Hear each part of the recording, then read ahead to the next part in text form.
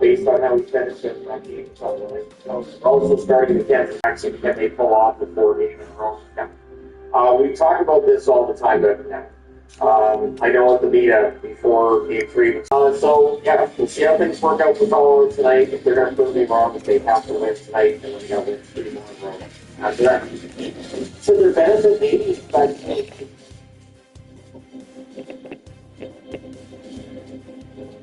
bargaining agreement in place between the union and the league that extends till 2031. So, the league minimum for a salary is $37,151.50 this year. Next year, that goes up to $38,245.45. There's a discussion point as well about the fact that there are some women in the league that aren't paid nearly well enough compared to some of the others that pay better. But that's a whole discussion point to have some other time. Now, the average salary per roster, for the average salary, the highest paid player in the league this year was Emily Clark of the Ottawa Charge, paid $126,090. Second on the list was Sarah Billion, the Department, paid $125,000. In this I believe, first year of her career this year. And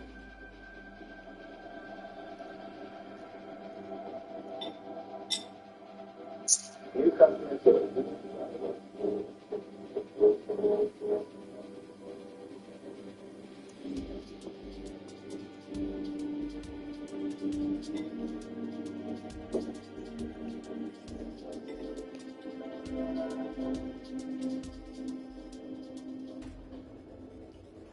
Playoffs in 2026. Today we're going to talk about Buffalo. What a refreshing change for the Buffalo Sabres and their fans. They're a playoff team. Now it's a matter of can they be back in the playoffs next year? That's one of them. I've written that. I don't see any reason why Buffalo can't be a playoff team next year. They finished first in their division. At this point, I could mention Toronto was first in the division last year, so you never know. But in 2022-2023, they finished 42-33-7, 91 points, 1 point out of the playoffs month. If they made it 2023, we talked about, hey, they made the playoffs for about 4 years plus, they would have gone up for that final playoff spot as well. 2022, they were 32-39-11, 75 points, obviously no playoffs. So the first playoff appearance in 15 years, great to see them get out of the first round, great to see them play so darn well, and now the eye turns towards next season, and there is not necessarily cap trouble, but the $12.9 million cap space, and some players need to re-sign or replace. Headlined by Tuck. And Tuck, at this point, it seems like he's probably going to hit the market. We'll see if they figure out a way to bring it back. That $12.9 million is going to get him quickly. Malin signs on the pending unrestricted free agent status as well. Pearson is done, Lucien, and Stanley. So we'll see if they bring any of that back. The big money one, of course, is Tuck. On the restricted free agent side, you got Krebs. Krebs had a really strong second half of the season, so I think it's a good deal for him. And Benson had a really strong year. I don't think he's changed his captaincy. Like I've seen, he's been captain. Probably absolutely captain and could be. But does Benson get a letter soon? Yeah. Benson's going to be one of the leaders on this team as they get older. Sure. And Kesselring, also a pending restricted free agent. Didn't get into that many games for Buffalo this year. He can play better than saw from this season. We'll see what Buffalo's plan is. But really, Benson and Tuck are the two to keep an eye on here. How much money does Benson get over how long? And Tuck does he stay, does he go? And do you need a replacement for Tuck, or are there enough scorers on this team and enough young players to make up for the loss of Alex Tuck? And I think the answer to that might be yes. But again, the cap is $12.9 million. That's going to get it done quickly. Goals scored per game, they were fifth in the NHL at 3.45 goals scored per game. I don't know that I've seen Buffalo that high in those numbers. It doesn't make sense because they've been outside the playoffs for 15 years. Their goals against per game, 10th in the NHL at 2.93. Their power play was having struggles, especially down the stretch and early on in the playoffs to the business. They did end up 21st in the NHL at 19.5%. Their penalty kill is fourth, 81.9%. And at certain points this season, it was actually first. So they have a very strong penalty kill. Jarmo Kekalainen didn't have to do a lot as general manager after taking over. It's 7 episodes, Kekalainen takes over, and players just were better. So, yeah, that line doesn't do as much as we might have expected when he took over from Kevin Evans. Lindy Ruff, of course, real strong coaching from him. I have been a Lindy Ruff supporter for years, so nothing changes with how he's performed this year with Buffalo. I still think he's a very good coach. Just coaches are tired of being fired, right? Now their scoring leaders, not a surprise that James Thompson is number one, although I think he's got another tier. 81 games, 40 goals, 41 assists, 81 points. I think there's going to be a 6-goal season. Versus playoffs, he's a leading scorer there as well. 13 games, 5 goals, 10 assists, and 15 points. Rasmus Dahlin, second on the list. 77 games, 19 goals, 55 assists, 71 points. Excellent defenseman, finalist for the Norris Trophy. I don't think he's winning it. But once you're a finalist, it tells you what's going to be one of your games. And at some point, the finalist is going to win the trophy. 13 games in the playoffs, 4 goals, 10 assists, 14 points. Alex Tuck, 71 games, 33 goals, 33 assists, 56 points. In the playoffs, 13 games, 4 goals, 3 assists, 7 points. That's going to be struggling. And so the fact that Buffalo was successful in the playoffs, even though Tuck was having really struggles, tells me that yes, his teammate will be okay. Besides the McLeod, 81 games, 14 goals, 40 assists, 54 points in the regular season. And the playoffs.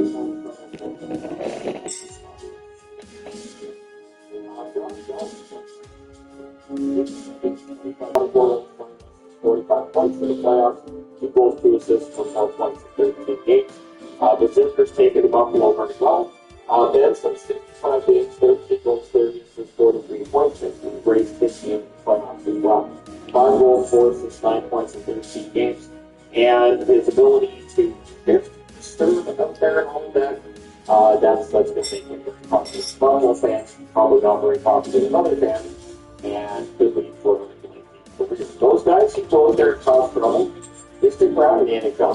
Byron, 82 games, 11 goals, 31 assists, 40 points. Playoffs, 4 goals, 3 assists, 7 points, 13 games. What's interesting with Byron is, despite all of the rumors and speculation for it seems like 2 years now, we talked about whether or not he's going to stay in Buffalo, and I think he had a better season than Owen Power. So, there's discussion to be had there. Speaking of good seasons on the blue line, it's Steve Samuelson. 78 games, 13 goals, 28 assists, 21 points in the playoffs, 3 goals, 4 assists, 7 points in the game. I do remember when his contract this season is great.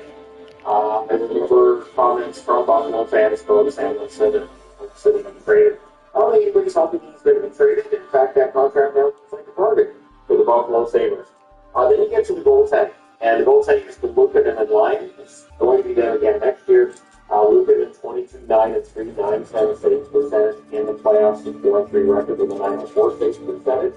Lions 1-10 and 4 record, 907 save percentage during the regular season. A bit more of a strong one in the playoffs, 3-3 record with an 876 save percentage. But the goaltending is good, and so it opens up the opportunity, the possibility that we'll see Devin Levi again. So now, when we look at the top prospects, and these again are from the New York Times, The Athletic.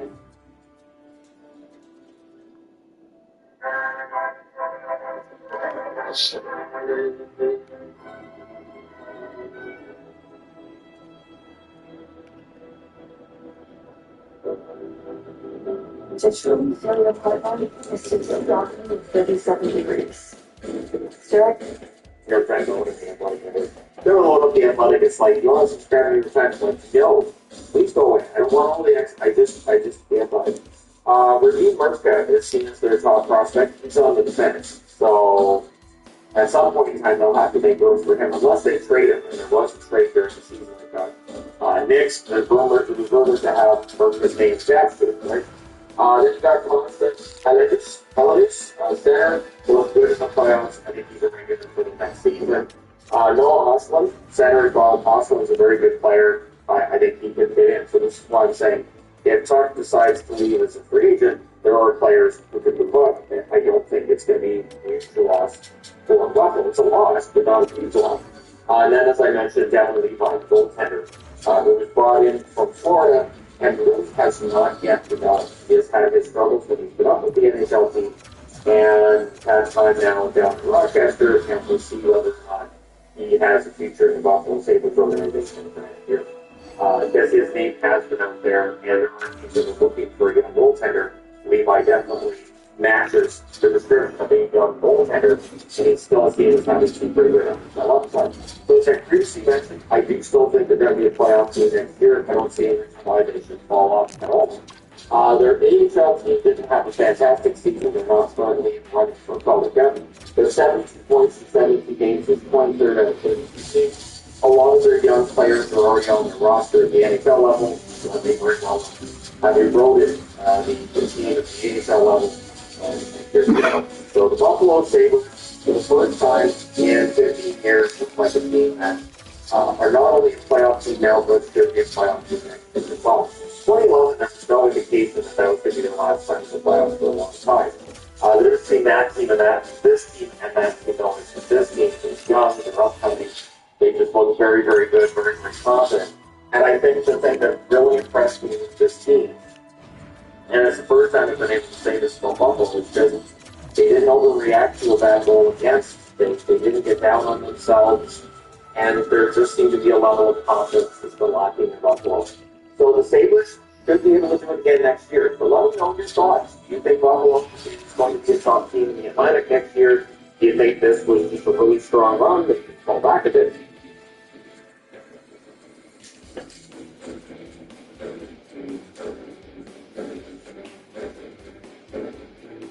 Welcome back. With the National Hockey League entry draft 1 month to the day, June 26th is when we'll see the first round take place, and Caleb Malhotra's name is very likely to come up early. Now, how early is the debate? And I've seen people saying, well, Vancouver should take him at 3, they need a center. Perfect. If he is the best player available when they pick third, all right, I have a level of trust in the people who are going to make that decision in months' time. I would say more so than I may have with fully tougher on their kids than they are on the others on the team. So I don't think there's any necessary concern. I know there are exceptions. I'm aware of exceptions. The Caleb is the center. He has some height, 6'2", so 106 feet tall, 180 centimeters, and the weight not bad, 183 pounds for 83 kilos for those 2 feet after. So he has any graphical size, which I've actually more as intelligence as the previous generation, but it's still something to discuss. So the overall numbers are bad. If you look at where he is on the rankings, the elite prospects, the most recent rankings haven't failed. Frank Button has a 6. Luke has him at 4th, and Hockey Prospect has him at 13. As I said, I think that ranking is from November. Now, when we look at the numbers, you can see how much he's risen and how quickly. Playing for the Bond States under 16 AAA in the GTHL under 16, 21 games, 9 goals, 10 assists, 19 points. Playing for the same squad in under 16 AAA. 48 points, 3 goals, 25 assists, 48 points. So points per game there. Then in 2024, 2025, played for the Cadillac Chiefs. So I will wear my Cadillac Chiefs jersey. I don't have a lot of excuses for wearing it. Of course, with BCHL, 44 games, 8 goals, 18 assists, 26 points. Now, that doesn't necessarily scream first round, does it? But this year is draft year. Plays for the Brantford Bulldogs in the Ontario Hockey League. I do have some different jerseys. I thought we'll bring some Bulldogs with Brantford trade. Then I have over Cadillac. How many times am I going to see a guy in the door who's played for the Cadillac Chiefs? In the OHL this year, 67 games, 29 goals, 55 assists, 84 points. One thing to keep in mind is he's committed to Boston University for next year. So whoever drafts him, it's going to be at least March or April before you're going to see him playing for your team. If he decides to go pro after that first year of Boston University, depending on when they get eliminated and all that too, if they make it all the way to the Frozen Four, all that fun stuff. But his numbers still good, right? So 84 points in 67 games is excellent in draft here. Definitely a head turner plus the 55 assists in those 67 games. There's good speed, he's good in transition. He's not both seen as like any skater. But one thing that I did see a few different reports on the skating mechanics aren't necessarily, top scouts. He's not going to wow you with his speed at the NHL level necessarily. Although there's some debate about whether or not the skating mechanics issues he may have are fixable at the NHL level. And if they are, great. Now, if we look back to his father's draft, he was drafted early. was expected to be more of an offensive presence for the end of the NHL level, but he carved out an excellent career as a bottom six forward who never took a shift off. And Dale Donovan clearly has some of those genetics to him where he doesn't take a shift off. Every report I saw was about how genetic he was and how good a passer he is. Very strong passer, sees the ice very well. High hockey IQ, and you kind of have to if you're going to be drafted early now. That high hockey IQ is important. He's very strong on the puck, and he's creative as well. So getting him off the puck apparently is very, very difficult. He is a two-way center. At least he's projected to be a two-way center with top six upside at the NHL level. And there is some debate as to whether he would be a number two center at the NHL level. If he might end up being a number three center. If you don't number three centers, you don't get sport too. Look at this year's playoffs. The bottom six is usually the difference maker. Your top six is when you cancel each other out and how long your bottom six plays could very well be left aside series. So he does have that tenacity. He does have the defensive game as well. He's a good forechecker and excellent along the boards. Various game reports I saw, very, very good along the boards. Very smart. Forces turnovers, kills penalties, so he's playing the penalty kill. He can play on the power play. I didn't see anything about his face-off acumen necessarily, but if he's going to follow his father's footsteps, it's the best of the S-25. And he's done better as the season progressed. So he started out, in the mid-teens for a lot, I believe, on the draft list, and then moved down as the year went along. His competitiveness, his heart, his drive, definitely looked him up, not to mention his offensive kicks. But we have that question of, so at the NHL level, what is he going to be? Is he going to be a top six forward that has this dynamic game? Is he going to be a very good third liner who has some dynamic strides to his game as well? And I do wonder what's going to happen. And as I said, at the next draft in the third, the very first question that some are going to ask will be, did they need somebody out there for the pick and fourth for Chicago who would have been a better overall player? I'm a big proponent for draft the best player available. So when I see people saying the Canucks need a center, they have to draft Kalen Holzer, my answer to that is they do need a center. However, at the draft table, always draft the best player available. Because whether it's a top two defenseman, whether it's a top two center, whether it's a top winger, these guys aren't usually available to be a trade. And if they are available to be a trade, just the table want to get them. So Kalen Holzer is a player that may very well go first. He may have that debate after. He may very well go later, and then we'll have that debate as well. And if the Canucks don't take him, there will be plenty of people asking why, because everybody else at the top of the draft is either a winger or a defenseman. I'm perfectly fine no matter who they take as long as it's the best player available. But I will say that the former Phil being drafted by the Canucks was kind of fun. And he is a Canadian player. So it would be nice to see more Canadian players in the Canucks lineup. I will agree with people on that, as long as they're the best players available, as long as they fit in. And so, yeah, now Holtz could very well be that guy. But I do wonder if he goes third or if he goes a little bit later. And if he does go a little bit later, then there will be a lot of people who rather want to say. I expect there to be more intrigue around the draft this year than free agency. And I don't know that.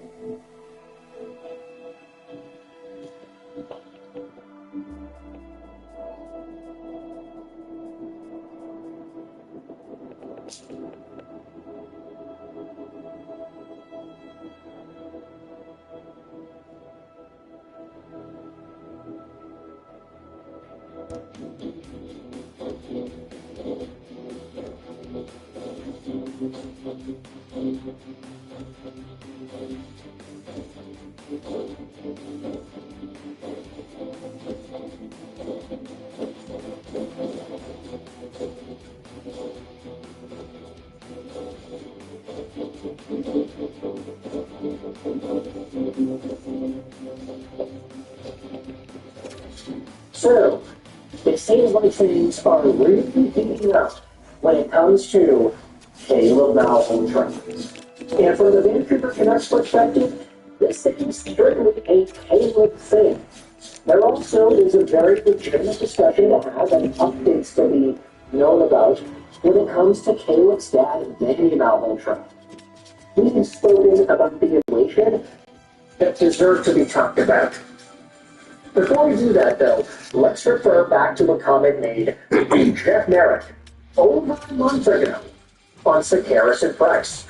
I think this sets the tone for what we are about to hear later in this commentary.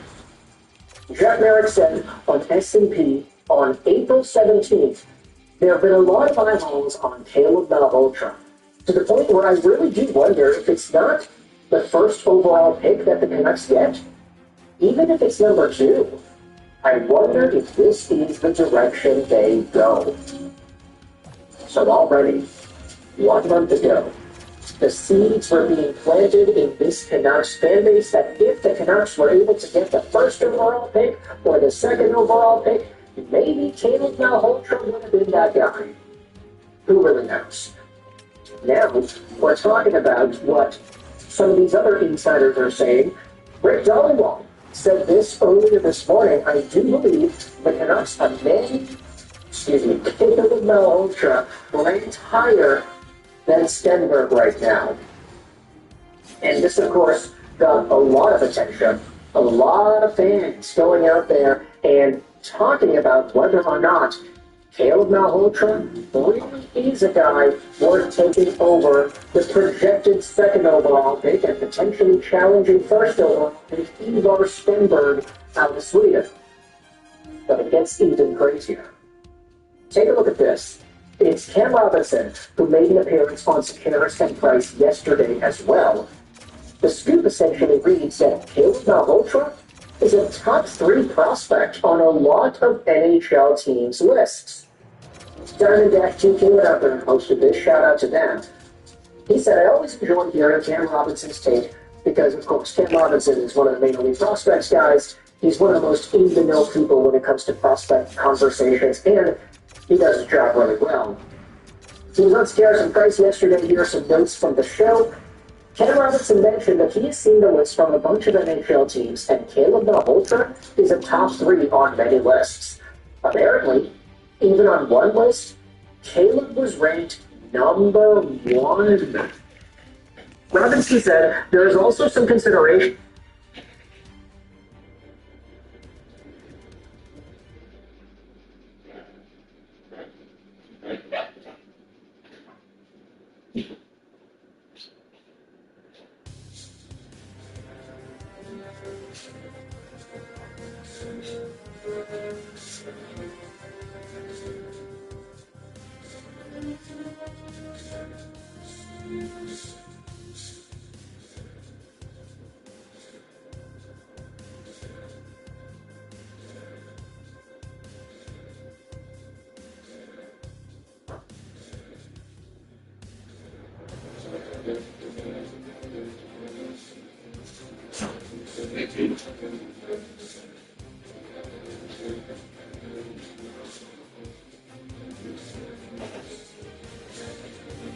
That some might even move up and trade with San Jose Sharks to pick Malhotra. A lot of teams are high on him as a center. Cam doesn't think Malhotra will be taken outside of the top 3 based on the lists he's seen. He also believes that the San Jose Sharks make a move, it's for an NHL-ready defenseman. It doesn't make sense for them to trade for more draft picks as they're making the push now for the playoffs. Would it make sense for the Canucks to trade Hronek in the late first from Minnesota and whatever else to grab the second overall pick too? Grab themselves Stenberg and Malhotra in the top of the draft? Garden of life. If Mother Nature can turn a kind seed into a thriving tree, imagine how valuable she can make you feel. Garden of life. Supplements sourced from natural organic ingredients. Get back to the garden. The Calgary Flames made it publicly known to want to trade up, and they have plenty of assets, but it doesn't really fit with what the Sharks' needs are. But the Flames do need and want a second center. Cam also doesn't believe it makes sense for the Sharks to draft Caleb, as that means there would be 3 down the middle, and you would eventually have to trade one of them like they did to the Pittsburgh Penguins. Or the Vancouver Canucks, right? They had Miller, Pettersson, and Lindholm. They had Miller, Pettersson, and Horvat. But this is a really interesting update as well. that some NHL teams have Caleb Malhotra at number 3, at number 2, and apparently even one team has it at number 1. Oh my goodness, are we really going to go down this direction now? Gavin McKenna was the projected first overall pick in this 2026 NHL entry draft for years. We were hearing all about Bedard's own cousin in the WHL. He's so good. The Medicine Hat Tigers are getting a good one out of Gavin McKenna. That's exactly what they got. A guy who just came onto the scene, torched the league right away, and now he's gone out there and produced a decent amount of points in a much more difficult NCAA system. Say what you want about the attitude, the defensive play, whether or not him talking to a guy for making fun of his mom was a good or a bad or unnecessary thing. This is a guy who puts up points everywhere he goes. He's a talented player, and he was supposed to go first overall. We had contention that Stenberg could have challenged for that first overall spot instead at that same World Junior Tournament, because even though Stenberg produced fewer points, the guy displayed great NHL projectable skill. He played the World Junior Tournament as an underage player like a full-time NHL veteran. He just has a good translatable game. We had to trade up somebody. Oh my god. On the other hand, is a guy that had one of the craziest explosions from draft -1 to draft eligible season, and he was playing in a sufficiently weaker CHL league compared to previous years. I don't want to go poo-poo on his entire draft campaign. He had a great year. 84 points in 67 regular season games, 26 points in 15 playoff games. That's noteworthy. And Caleb is not going to make the NHL draft right away. He's going to go to college. And this will also give him another level in his developmental path. Now we're seeing some teams that apparently have Caleb Malhotra ranked number 1. That is really interesting. Adam Kear's brother, hockey news, went out there and responded to Dollywell's report that the Canucks have Malhotra over Stenberg right now. He said, I hope I'm wrong, but this is giving Virtanen over Nylander vibes. Now, as we recognize, Nylander was a skilled Swede from Europe, and Jake Virtanen was a local Canadian guy, big power forward-like asset, who unfortunately had a number of skills and talented elements to his repertoire, but he just didn't have the hockey IQ to be able to last in a long-term NHL role. Nylander, on the other hand, smart, skilled, quick, nimble. There was a lot to like out of Nylander, but the Canucks ended up taking Virtanen. Primarily, you would say it's because of the owner. There are some replies, no, Malhotra over Stenberg is dumb, but comparing Malhotra to Virtanen isn't doing him justice. There is no comparison there. Another reply, you have Cody Severson responding to the rumor that the Canucks re-signed Todd Harvey, one of their scouts and persons in their organization keeping him around. Cody Severson said, since 2020, the Canucks have not had a single difference maker. Even adjusting for pick volume and position, the results are quite uninspiring. In 2021 and 2023, Canucks fans on Twitter universally wanted Stankoven and Benson. Sorry, you can't be getting out-drafted by Canucks Twitter. You just can't. There are some asterisks still. Could be a difference maker. And they also found and monetized 3 third-rounders, Fernstrom, Gustevich, and Yermo, plus a 5th-rounder in Nuremberg, which earned some credit even though the real asset in most of these trades were the high picks that they sent.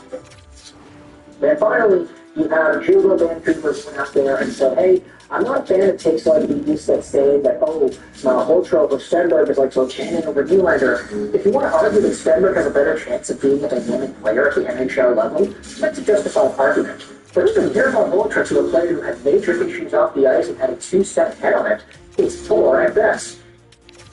Thomas Jones went out there and responded saying, I don't think Malhotra has a top 5 scoring profile, but his draft year production is several degrees more impressive than Virtanen's. And the other stuff. I think the cerebral side of Malhotra's game is a big separator for me. It clearly has enamored some scouts. I think that gives him a baseline that Virtanen's trash. The bigger question for those who have had him rated higher is where the upside lands. Yeah, his track record as a high-end producer is basically just 6 months long. It makes the bet precarious in my view, despite the stage floor that Malhotra has to prospect. It'll be interesting to see what he does in the NCAA, And the NCAA adjustment is way more significant than teams and public analysts currently project. The stylistic adjustment is huge too. Very little east-west possession-based attacking in the NCAA, especially for a slow-the-game-down type playmaker like Caleb. So we'll see where this goes.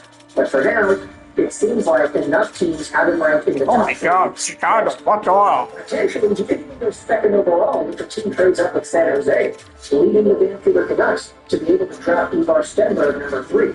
There are a number of ways we can attack this conversation, but I want you to let me know your thoughts in the comments. How do you think of Caleb Ultra being ranked as highly as number 1, and whether or not Vancouver will be the team to take him? Is he worth the gamble over Ivar Stenberg, or even a Gavin McKenna, depending on who you ask? Tell us in the comment section below if you enjoyed this Mechanicals 9 and 5.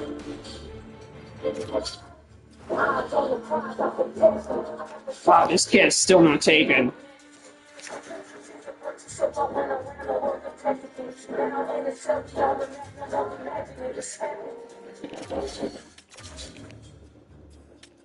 Christ. You're missing, he's a fucking idiot.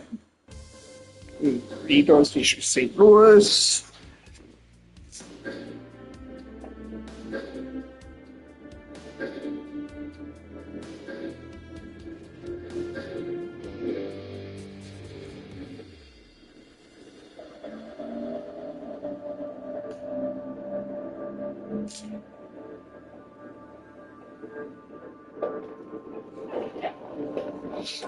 I love this guy. And if you're a Montreal Canadiens fan, you probably love this guy too. Maybe he's not doing I don't even fucking say it. being an option for the Montreal Canadiens on the ice, but Brendan Gallagher has been an absolute heart and soul warrior for the Montreal Canadiens over the past decade plus. Gallagher is 34 years old, 5'9", 183, a right-handed right wing, and he has signed on till the end of 2027, making $6.5 million a year. Yes, we all understood it. This contract, back when it was handed out to Gallagher as a 6-year deal in 2021, it was never going to age well. But despite that fact, when Brendan Gallagher got this contract at 28 years old, a lot of people played in 2017-18 and 2018-19, and you could have very well debated that he was that good in 2019-20 if only the season hadn't been cut short. Brendan Gallagher is a guy that's worked himself up from being a 5th-round draft pick in 2010 all the way to the National Hockey League through grit, determination, and everything Don Cherry would say you gotta put into your cereal growing up in the mornings. Gallagher was a good old Canadian kid from Edmonton that was able to make it work, despite having everything thrown against him. But nowadays, Gallagher isn't used much. He finally got a healthy scratch for the first time in forever earlier this season. He had 23 points in 77 games, and he's only played 3 playoff games so far, all of which were in the first round. Yes, he got a goal in his very first game of the playoffs, but he played 6 minutes and 48 seconds. That was not really the most explosive way for Gallagher to Need a box is too big there. Fuck yeah, it's perfect. I guess this is the caveat to this entire conversation. Montreal Canadiens fans love Brendan Gallagher. Even if we understand that the reasons he got healthy scratched and the reasons he's not playing are pretty valid, he's a lot slower now. He is not as capable of keeping up with the game, despite the fact that the heart and determination is definitely still there. He's 34 for crying out loud. This is the end of days that we were expecting to see out of Gallagher when the contract reached this stage, right? So when you have posts like this made by Jim Matheson yesterday on Twitter, it clearly looks like the Brendan Gallagher ship has sailed with the Habs. They take up Kapanen and Galeno plays. Too bad. You would think Gallagher's work rate and physicality is built for a series versus Carolina.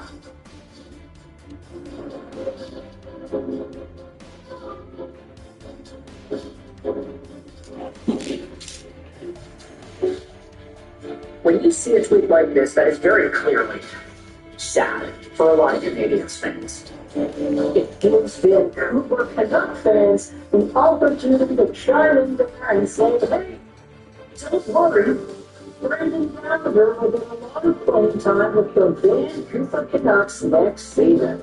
And I saw this tweet, and I gave it a like, because I was like, hey, wait a minute. I actually like that idea a lot. Not because Brendan Gallagher is going to win the Ross next year, not because he's even going to get 30 goals again next year, but because Brendan Gallagher is a guy that would be legitimately valuable on the Vancouver Canucks. Here's the thing. I saw Brendan Gallagher as a Vancouver Giant live when I went to a Vancouver Giants game sometime in 2011. One of my friends, we were in grade 5 at the time, he ended up inviting me and 2 other friends from our class to a Giants game for his birthday. Yeah, there was only 3 of us because they only had that many tickets for the kids in totality. So I ended up watching Brendan Gallagher at the Pacific Coliseum playing a game against the Kelowna Rockets in a season where he had 91 points and 44 goals. The Giants won that game, I remember, and it was awesome. And this dude was a Montreal Canadian prospect at the time. Him is becoming one of the most beloved fan favorite athletes, despite the fact that he was a sideline and that the odds were stacked against him. He played in Vancouver before. He knows what it's like to burn for the emotions, and he knows what it's like in this city. And the fact that his $6.5 million AAV cap hit could potentially be seen as a bit of a said you were actually really hot for us as a right. You were really hot. For the Vancouver Canucks to potentially weaponize their cap space. We have been talking about this for quite a while. There was some commentary made by none other than Ryan Johnson that the Vancouver Canucks could potentially be weaponizing that cap space. Hey, y'all got a contract that you don't like, that you want to bury in the minors, or that you just want to get rid of? Send them here to Vancouver, add on a draft pick, and we'll take on your contracts. Not only is Brendan Gallagher a cap casualty in regards to the dollar amount that he is making, but he also is a really great leader. And by all accounts, this is a guy whose work ethic and cultural value that he brings to a room is infectious and is something that the Vancouver Canucks locker room could use. All this talk that Ryan Johnson said about weaponizing the cap, well, he also applied that logic to improving the Canucks locker room as a whole. Building a team of leaders and guys that want to be there for each other. All the crap is gone out of Vancouver, or at least it seems like it. All the names that infected the locker room with toxicity and not knowing each other's names, being a little bit wary, walking on eggshells, seems like that's gone now. Coincidentally, a lot of American guys got kicked off of the team, and now it seems like it's okay, but that's a conversation for another day. Brendan Gallagher, good old Canadian kid, he's a guy who played in Vancouver for a few seasons and was a darn beloved Vancouver Giant. And now, there's a chance that his time with the Montreal Canadiens is done. He's not playing anymore. They're not giving him the opportunity. And I'm not saying that he is owed anything. Like, really, he's a pro athlete. Is he good enough to play? No, they don't do that. That's why they don't play. It's simple as that. But if Brendan Gallagher wants a chance to play, I mean, you could come over to Vancouver and you'll be given a spot maybe on the top 6. It's possible, especially if Jake DeBrusk gets moved out. It's a win for Montreal to get rid of Gallagher's contract, as much as it would hurt as fans to see this guy get traded. It's a win for Vancouver because he probably isn't getting traded without some sort of a sweetener. Goodness forbid, I say a first-round pick. Is that the cost to get Gallagher off of your team? I'm not really sure. But ultimately, the Vancouver Canucks have at least one player that is in the zeitgeist of NHL teams' rosters right now that would make sense as a potential sweetener target. And his name is Brendan Gallagher. Do you think this idea makes sense? Do you think Vancouver has a reason to go out there and target Brendan Gallagher? I think he fits on all fronts. He's expensive, which is great. His contract expires next season, which is great. And he's a good dude. It's Brendan Gallagher, man. I like this guy. When he was in Vancouver, Richmond, for the Troy Stecher Foundation practice at Miller, Yeah, I was at Mineral because I commentated for the Richmond Sockeyes game, so I was always around that bubble. And I met Brendan Gallagher one day. It was cool. He's a good guy, and I would like to see him in Canucks uniform, especially if it gives Vancouver the opportunity to get a souvenir and free up some cap space for the Montreal Canadiens. Gallagher has modified no trade protection and no move, so he would have to okay it, but come on, it's Vancouver. I think Gallagher would understand if the Canadians said, hey, we just need to get your contract off the books. We got some more plans in store with that $6.5 million. Let us know your thoughts in the comment section below. How do you feel about this idea? I hope you enjoyed this with Carlos 9 and 5.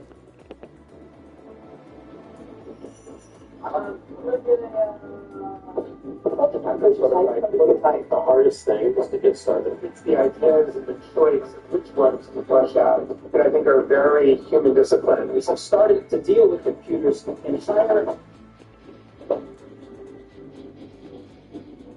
Still working their way towards Portrait City, where Ash goes toward his 6th gym badge.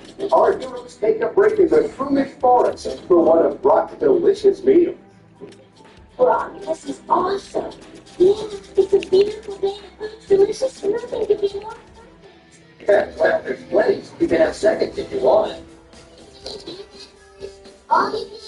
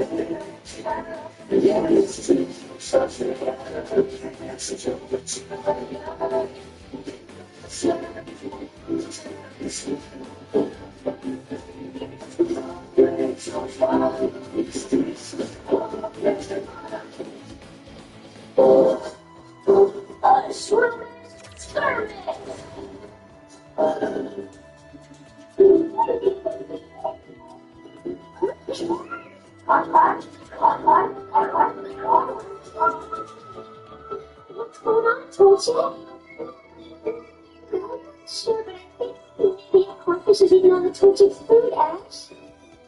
Why would you do that, cornfish? Alright, I want you to apologize to Toji right this minute.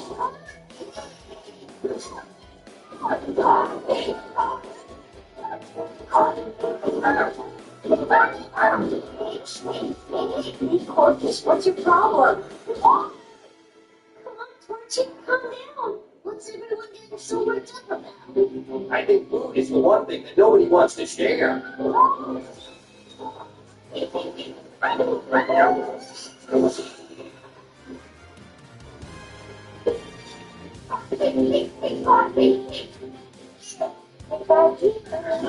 Cornfish, you're the one who started this whole thing, like the Torchy.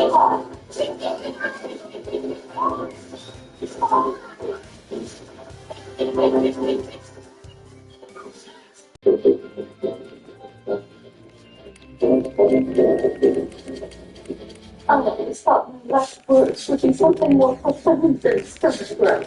It feels like it's been forever since we ate anything.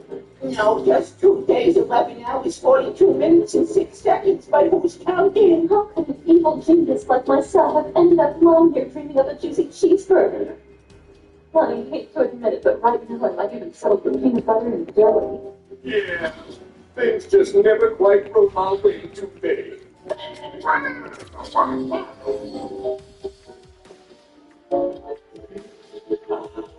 I think I'm so delirious I've seen imaginary apples.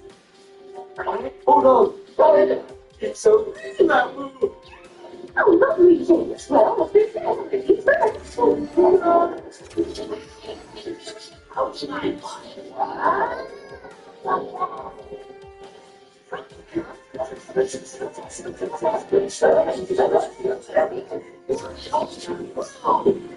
fruit belongs to the shroomies. So let's take it all away from that one.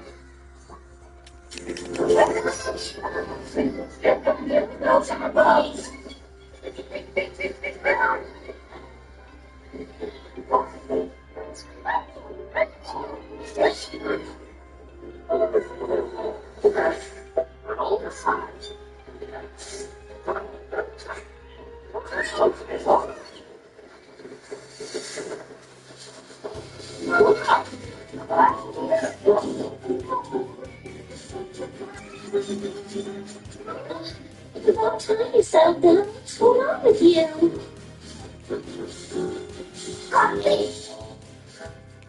Good thinking, girl behind. Thanks for helping us out.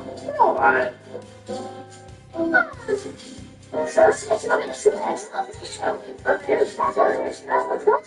Hard work. What will straighten me out? Or else what? They'll charge us with driving theft apple? Ooh, I'm afraid.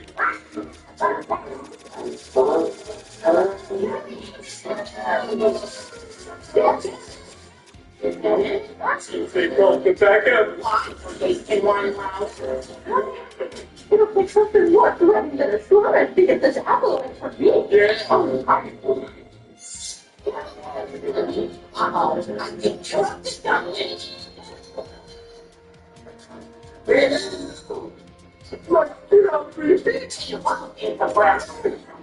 Hey, look a bit stronger now. You think you're so upset about the apples?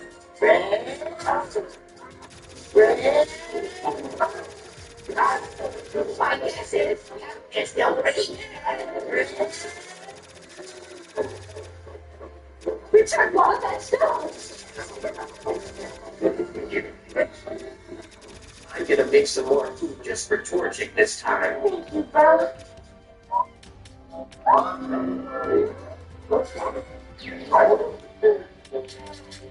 Team Rocket, what do you want? Prepare for travel where hundreds of bucks. Make it so.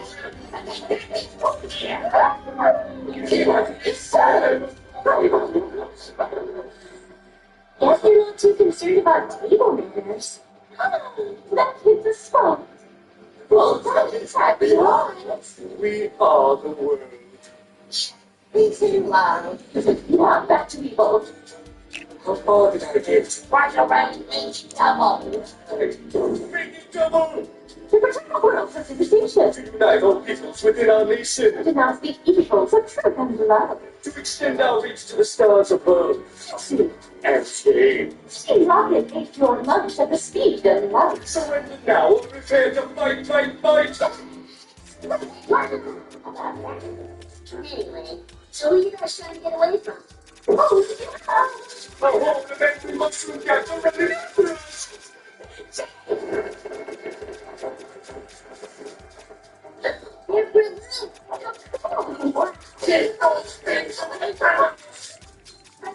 The mushroom Pokemon. The love is the evolved form of Shroomish. Its sort of equivalent gives it within striking distance of its opponent, or it unleashes a barrage of punches.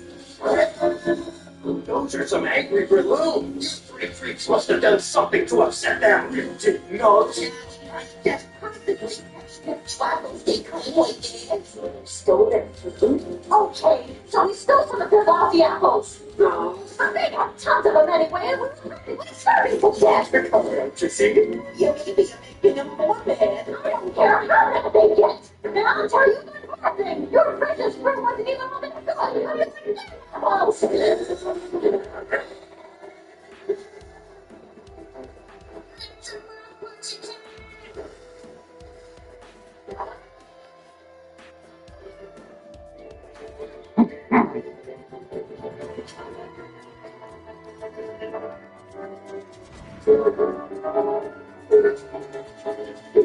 Wow. Are you alright? Where are we? I've got an idea, like you look down. Follow me. Codfish, codfish, codfish, fish, fish, cod, codfish.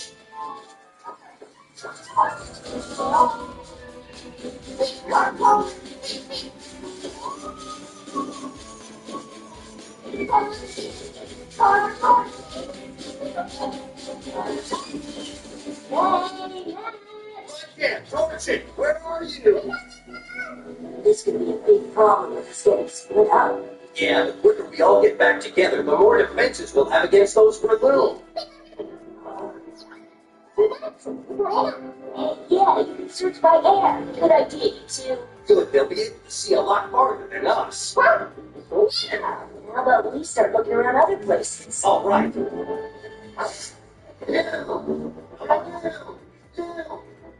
So you want to battle with me now, huh?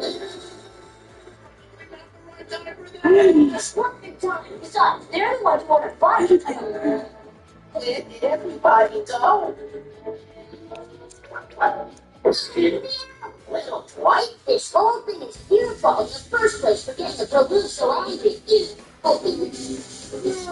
was hoping you could put your ass behind us just wait to get up. Balloon, this is so close. Carpet. It's good to see you guys.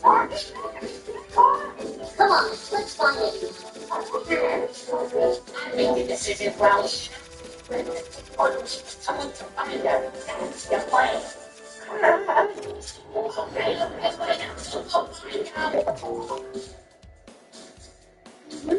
The others ended up.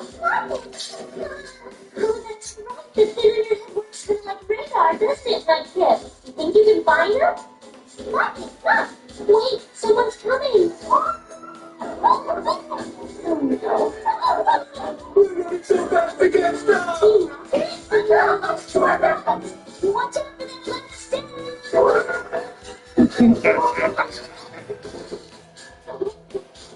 Well, that could have been a whole lot worse. Talk about risking life and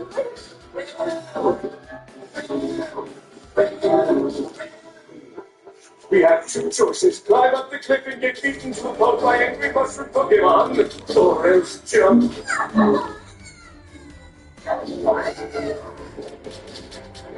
What's up?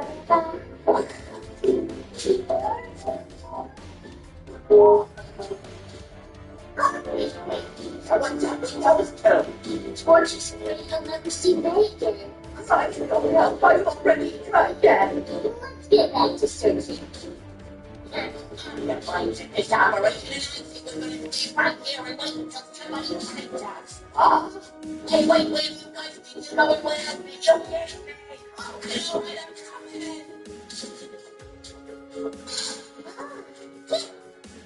Are you picking up something, Nightcap? Then we'll head that way. I think we need to battle. No, we don't have any quarrel with the Berlin. They're just angry and confused. We can't keep running away from them forever. Let's go, Baloo. No,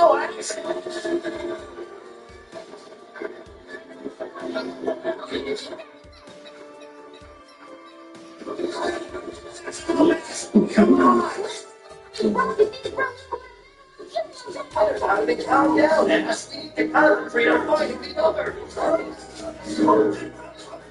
So much for this train. I'll get you down. Let's go check them. Oh, drop that first.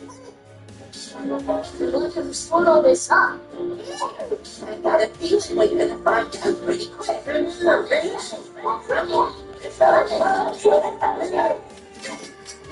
Hey, can we get to steal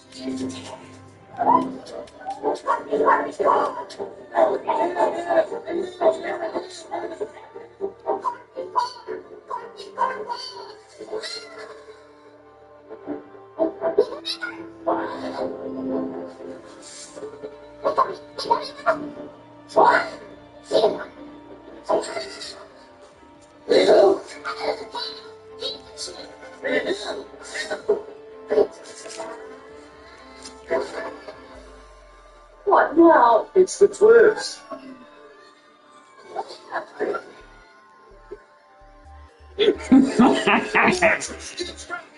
No!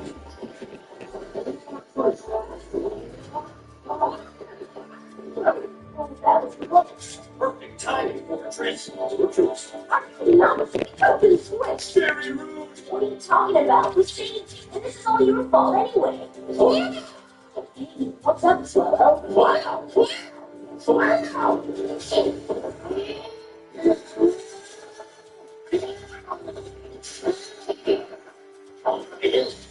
It's strong to get the angels on your tail. This is bad.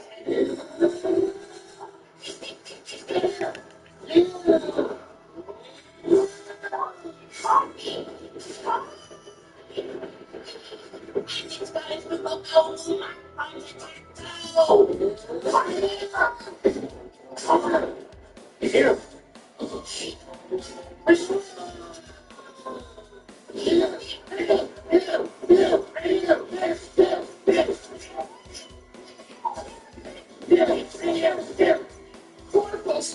Strictly just to protect your chickens and nuts.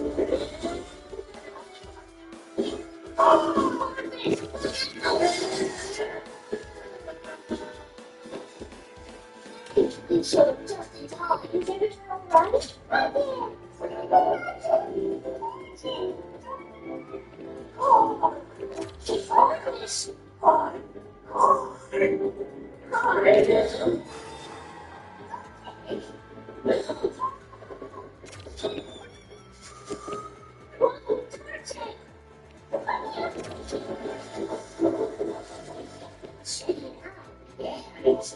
They're all for fantastic. As a body protocol, they have the ability to break breaking fire from its feet and to unleash high-powered kicks. It must be cool. But then, We want to help you. wait a second. Is there torching involved? She did. Become busted. He looks strong. Renew! What's he want? Okay, now, burn.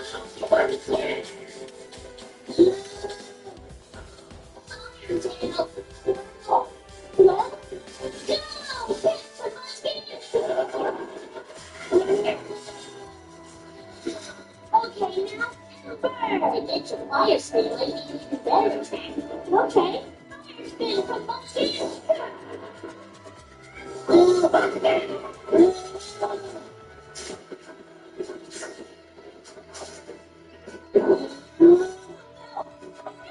Remember, it's a fighting type now, so you can still beat Bloom if you just keep your cool. That's right. You can probably be a sky uppercut. Right. So, sky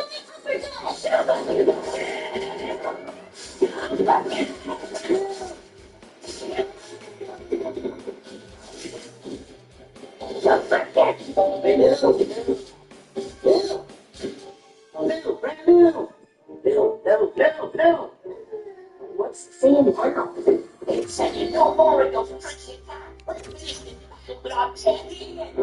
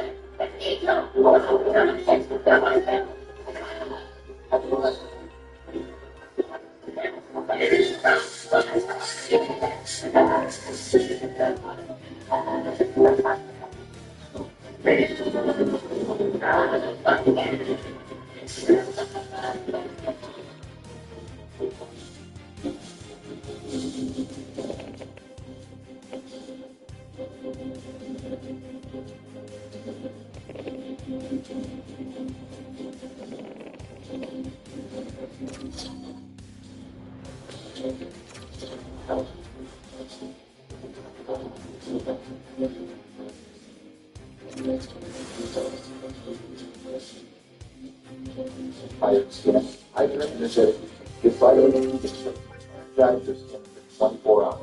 Hey, how's it going, guys? It's Nate here. And the product's initial release was well over half of a decade ago, the newest Skyrim was already a behemoth of a game. But over the following years, through a variety of DLCs and add-ons, a bunch of the game studios continued to make the Elder Scrolls V even bigger.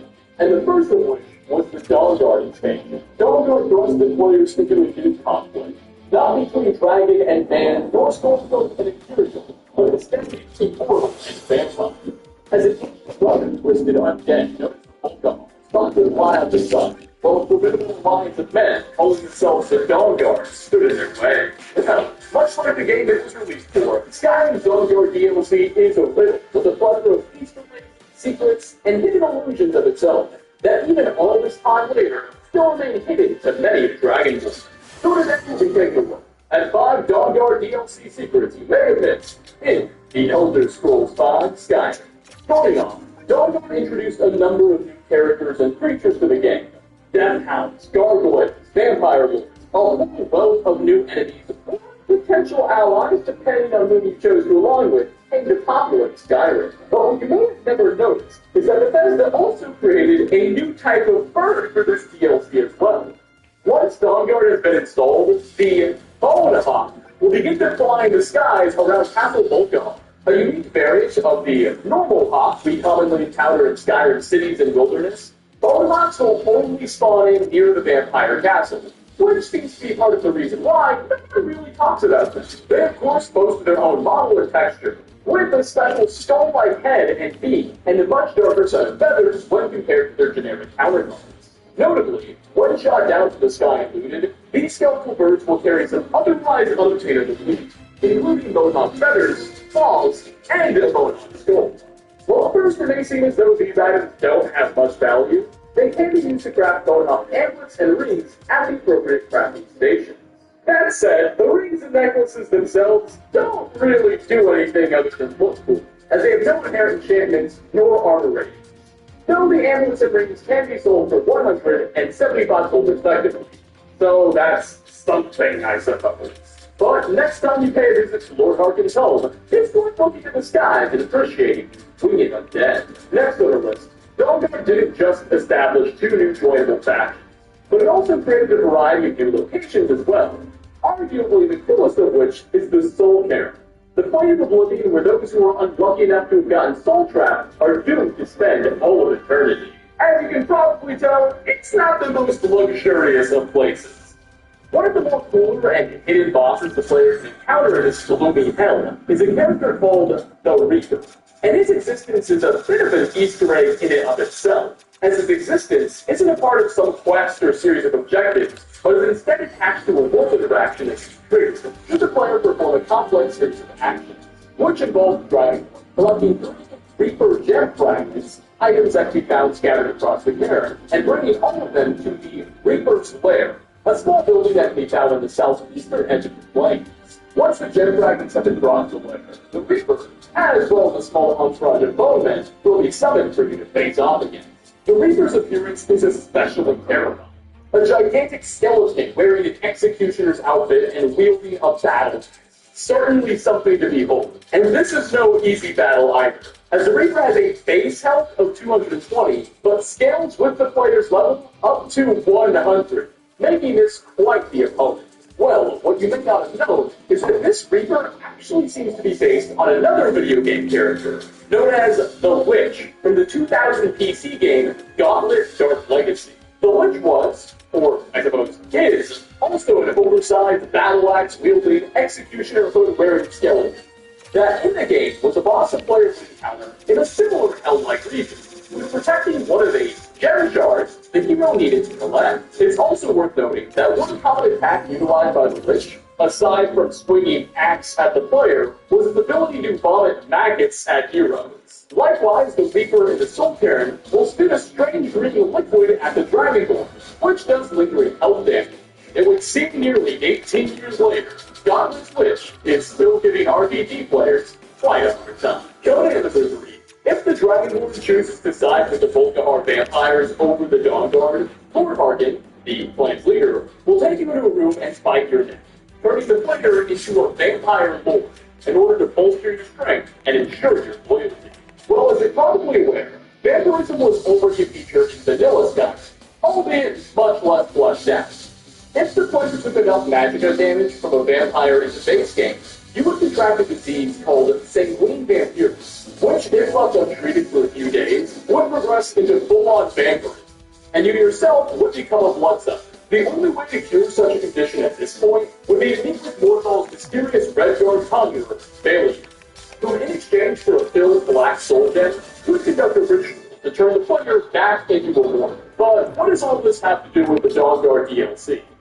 Well, if after being bitten by Harkin and joining the vampires, you decide to pay Bailey a visit, you can still get cured. If you decide to do this before completing the vampire's questline, the next time you return to Castle Volgar, the local undead will be extremely displeased with your actions. It's disrespectful and dangerous to walk around here mentally.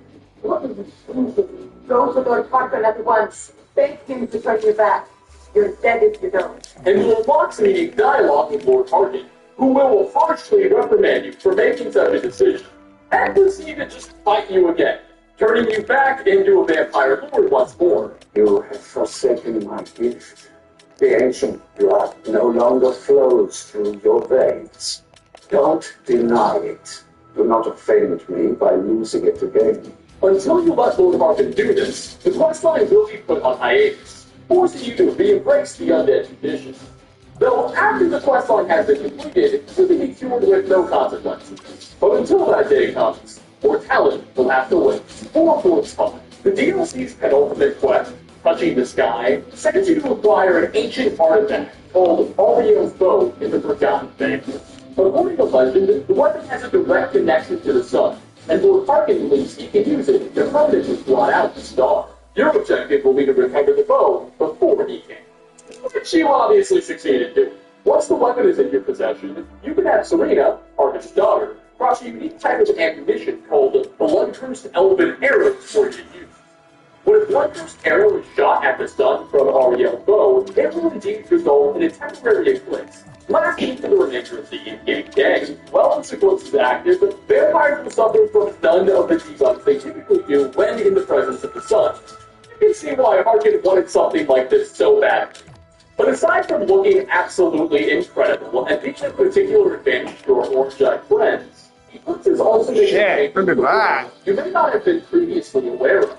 During the time the sun is darkened, both gargoyles and deadhounds will have a slight chance to spawn in the wild, and the rate at which vampires attack settlements will be dramatically increased. Furthermore, the dialogue of NPCs will be altered to comment on this spooky change of scenery. Take a listen. Dragons was enough. Now we've lost the sun, too. The sun's gone dark. What could be happening now? Interestingly, NPCs that are secretly vampires, such as Earth and Acme Mill and Seville Stentor and Solitude's Court, will have unique dialogue of their own. And they, well, they're pretty satisfied. The tyranny of the sun is over. It's our time now. Now, before we wrap up, as is becoming quite frequent in these videos, I would like to highlight an honorable mention. On Fort Dawnguard's outlying towers, a number of sleeping pods and hay bales can be found. No doubt where plenty of fighters have come to get a good night's sleep. Imagine laying on one of these mats and looking into the stars after a long day of vampire hunting and murdering. Well, nearby one bedroom, the Dragon can find an interesting sight, as there will lie a copy of the book The Lusty Argonian Maid, basically Skyrim's 50 Shades of whatever it is now. And not too far away from that will be a Dawnguard helmet and pair of gloves lined up straight. There's not too much more to add. I'll just leave you to think of this suggestive scene, whatever you will. And finally, last on the list, Skiola and Braun are two husky dogs belonging to the Dawnguard that reside in their pen at 4 Dawnguards. If the player chooses to align with the faction, either of these adorable four-legged friends can be recruited as a follower. But those names, Skiola and Braun, are actually a reference to a pretty popular tale in Irish folklore of a character called Finn MacCool. Yes, that was his name. Finn MacCool, I know it's a name. According to the legend, Finn MacCool was an ancient Irish warrior and the king of a tribe called the Fianna. And he had 2 hounds named, you guessed it, Skilling and Braun. Now, some theories of the tale suggest that Skilling and Braun were actually the puppies of Finn's sister, or aunt, again depending on who you ask, who was turned into a dog by a wizard. Other spins on the legend either suggest the two were at one point people themselves who were later turned into dogs. Whatever the case, next time you're out and about... All right, boys, y'all ready to play some Risk? Definitely, Donald. It's been a long time since we've last played this. Let's do this thing. Yeah, it's been a while since I've played Risk, so I'm definitely down for it. What about you, George? This game brings back both good and bad memories. Are you down to play, though, George? okay if you're not. Yeah, we can always play something else. Fuck! Whatever my friends want, it's just fine with me. Yeah, that's fine with us. Are you feeling okay, though? I could be better, Don. Sounds like we're playing some disc. Let's go! Do we know what the win total looks like for this game? Kind of curious. Yeah, we played a fair amount. I'm curious, too. I got it right here. Barack and I have 3 Barack.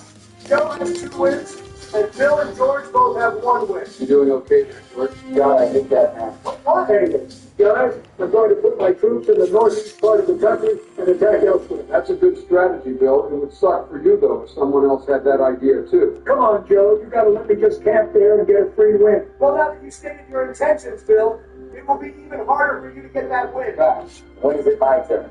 You'll be going right after my turn, George? What's up? Nothing. I'm just asking. Can a person just ask questions? Do I have to stay quiet? That's my man. You're right about that. What's your strategy here, Donald? As if I'd ever just tell you what I'm doing, Joe. As if the dude built like a refrigerator could come up with a good enough strategy to win this game. Come on, George. What was that about? Did you just talk back to me? No. Okay. We're sorry, George. You're right. Just talk to us. Now everyone is going to make me look like the bad guy. George, it's okay. Just take some deep breaths. Thank you for that. I needed that. Bill, are you doing okay? Donald, let it go. Why would he be okay? Are you trying to imply something? Sorry about that. I'm just asking since we're all friends, right? If everyone is doing okay. Oh, yeah, that's right. We're all friends. Let's talk about the game, though. I'm surprised you didn't go for Texas, George. I need to overpay it like half of those guys. My friends Donald, Bill, and Barack. Did you hear that, George? Bill, what are you up to right now? What do you mean? What is he up to right now, you demented old hag? You're right. I should have clarified. How is he going to approach the map? Bill, you can answer that, you know. Just gotta keep putting troops in the northeast and attack elsewhere. That's fair. Guess we'll be butting heads in the northeast then, huh? You're right about that. Is someone going to attack George, though? Are you guys trying to gang up on me again like you losers always do? Sorry, George, I should have clarified. You have the territory compass right now, so that's what I was referring to. Oh, I got it, Donald. I knew a friend like you couldn't refer to what I was thinking. George, like I said last time, you can always talk to us. I don't think that's the best idea. I'm going to get in trouble. What do you mean by that? Oh, would you look at that? Donald is taking George's territory bonus away. That's a smart move in this game of risk that we're playing right now. Yeah, you're right. That was a smart move by my friend Donald. Good one. Thanks, George. Let's see what you got cooking up this turn. It won't be anything special. I'm just going to take back the West Coast. I find it super funny how much of a switch up this game is for you compared to the past ones. What do you mean by that? Well, in the past games, you'd prioritize Texas and say grabbing the West Coast territories was a terrible strategy. I'm a changed man. That was in the past. That was when I was mean to Barack. It's okay, George. Let's take some deep breaths. True, Barack. How about we talk about how George reclaimed the territory bonus? Yeah, that was fun. I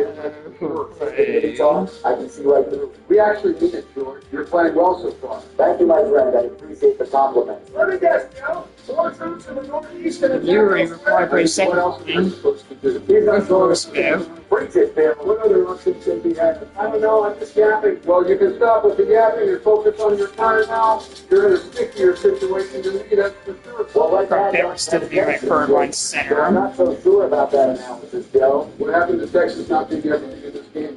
I don't know what you're talking about. Wait, you don't remember? You said it a couple minutes ago. Are you clowns trying to gaslight me?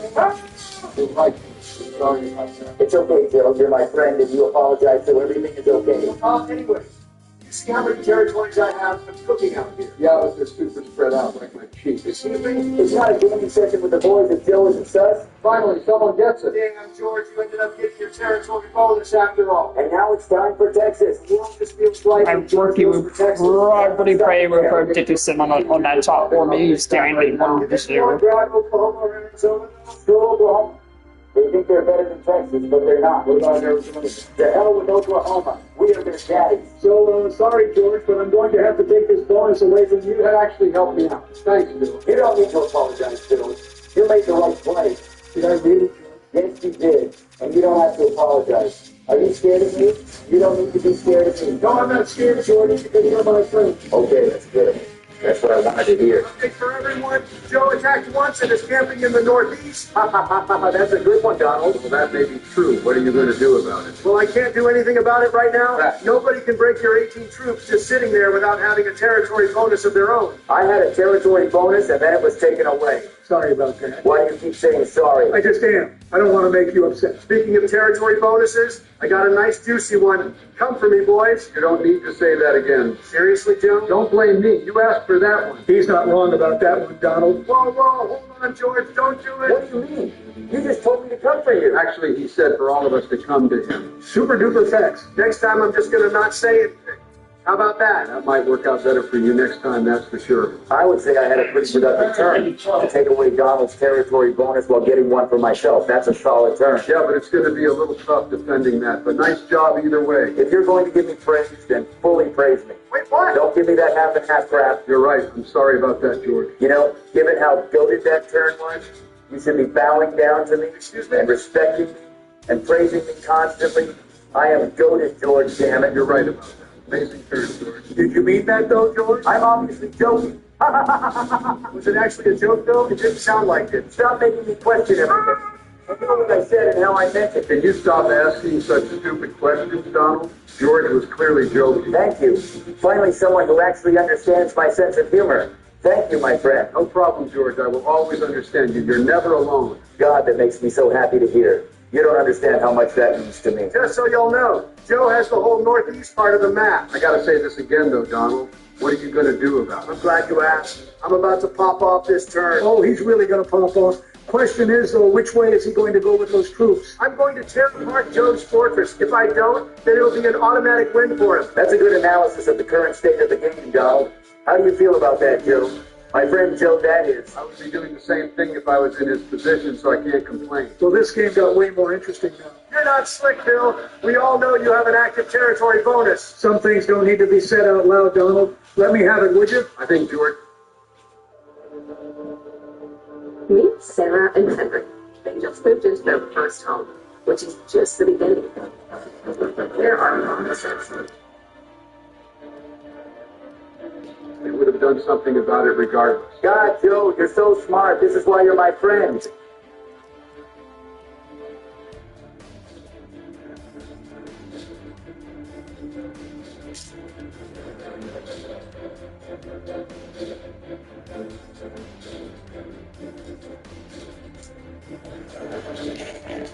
This is the face of a man who may have given up. And that's not a good, characteristic thing to say about this guy, Nathan MacKinnon, everybody.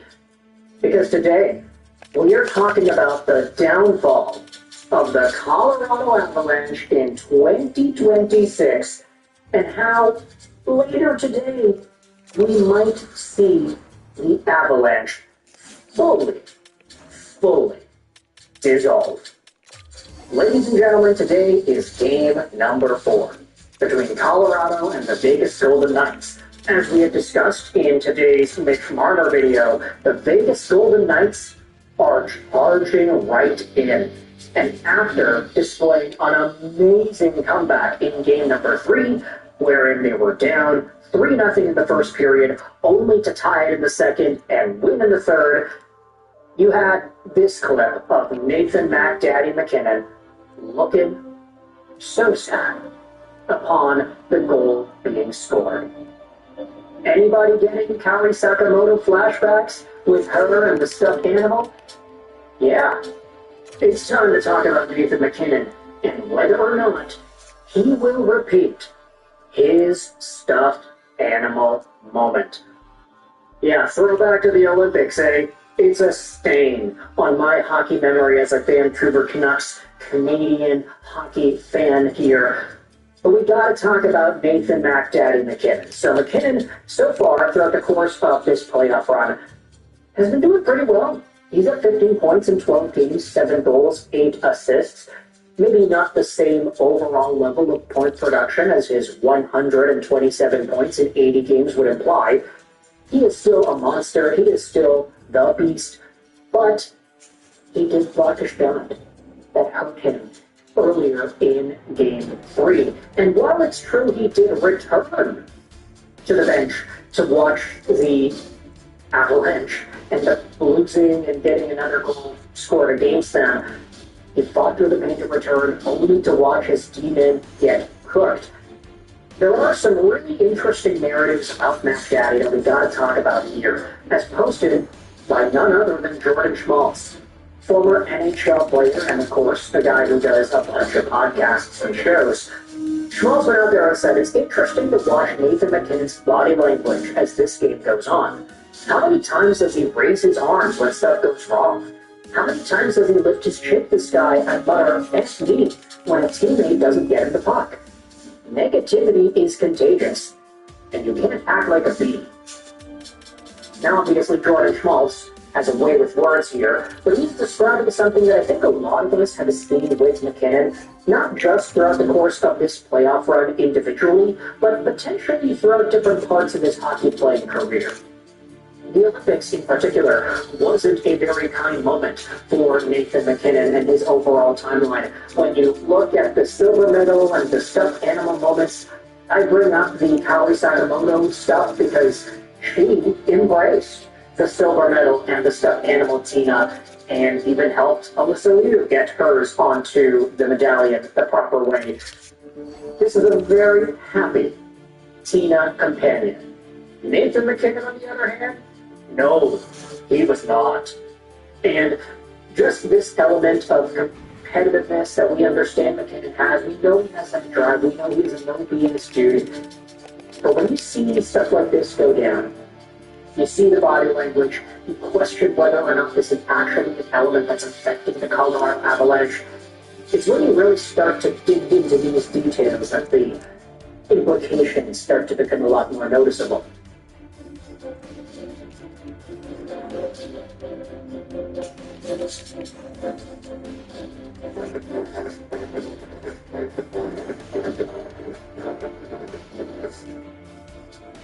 I lost $50,000 because I didn't buy the domain with my advice and clicks and grab your stuff. It's great and it's all good news. Here's what I meant. Back in 2019, I had this killer. Jimmy said, well, that's one way to look at it. It's probably kind of a loser mentality take, though. Nathan MacKinnon has high expectations. There's nothing wrong with that. I wish every player on my team did that. You ever see his idol Sidney Crosby moping around like that? Next question. That's a very fair point. You can be a better leader if you inspire your other teammates to continuously be better themselves. Not by moping around, by swearing under your breath, by doing all this whatever. And Nathan MacKinnon, there's a reason why he's not the captain of the Avalanche. We all know this. It's been kind of the common thought over the past few years. Other replies say, I have a theory that MacKinnon was too hard to play with in the Olympics.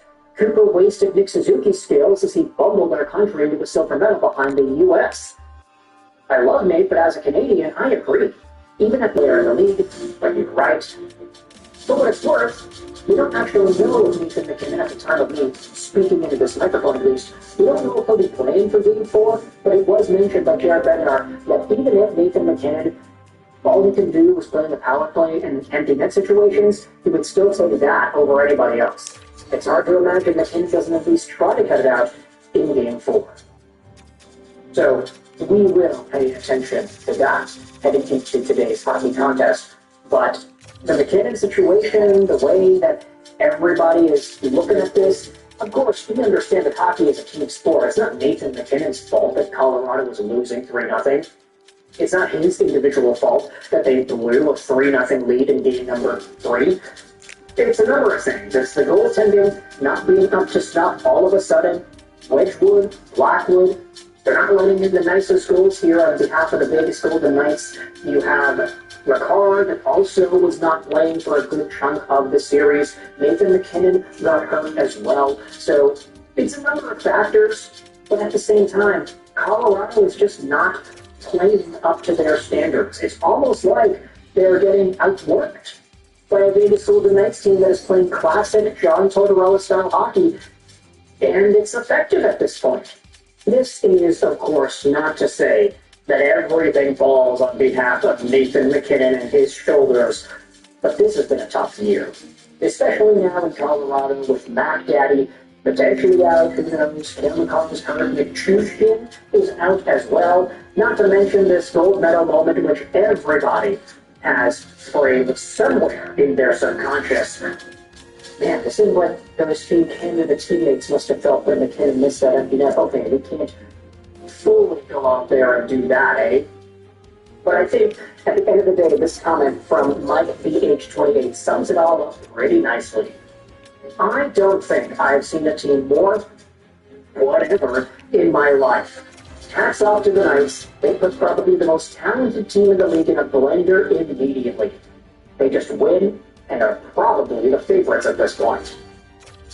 Nick Dogg's post-Olympic revenge tour is not going so great.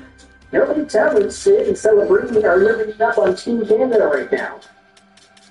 Yeah, I think that's going to be a pretty interesting conversation to have to as the days go on. But for now, I want you to let me know your thoughts in the comment section below. McKinnon is sad. McKinnon is not winning. McKinnon has a chance. Who knows if the Colorado Avalanche go out there and win 3 straight to bring this series back to even Steven and back to Colorado. We'll see what happens, but for now, it's not looking so great.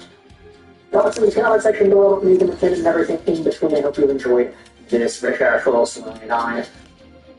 And bye. Now, you can get white teeth in just one day with Freshly White Deep Stain Remover, a new revolutionary toothpaste that goes deep to dissolve the bonds that hold stains to teeth. Coffee, wine, or tea, gone. The hardest thing is to get started. You have to get it on paper. I started to deal with it in years. Higher and higher levels of abstraction. And push a button. Rapid prototype allows you to identify what's important early on. You're able to learn very quickly.